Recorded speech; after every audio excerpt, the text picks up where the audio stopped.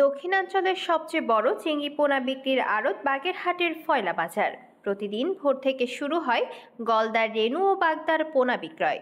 মৎস্য চাষিরা খুব ভোরে এসে ফয়লা বাজার থেকে পোনা কিনে খামারে অবমুক্ত করেন। বছরের পর বছর ধরে ফয়লা বাজারে চলছে এই পোনা বিক্রয়। বর্তমানে বাজারে হ্যাচারি ও নদী দুই ধরনের পোনাই পাওয়া যায়। তবে চাষিদের পছন্দের তালিকায় রয়েছে নদীর পোনা।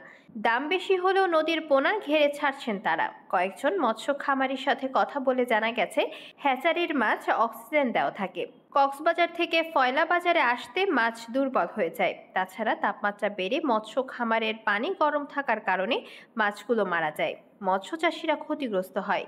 নদীর পোনার দাম বেশি হলেও পোনা কিনে স্বস্তিতে খামারে ছাড়া যায়। এই পোনার মৃত্যুর হার খুবই কম।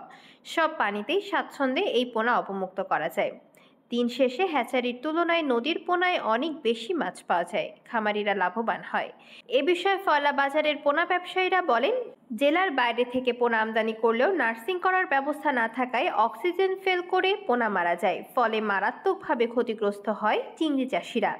তাছাড়া নদীর পোনা অবাধে ক্রয় বিক্রয় করতে চান তারা। কথা হলে বাগেরহাট জেলা মৎস্য কর্মকর্তা ASM রাসেল জানান, চিংড়ির পোনার চাহিদা মিটিয়ে চাষিরা যেন লাভবান হতে পারে, এজন্য মৎস্য বিভাগ কাজ করে যাচ্ছে। অচিরেই এই সংকট কেটে চিংড়ি শিল্পের সোনালী দিন ফিরে আসবে।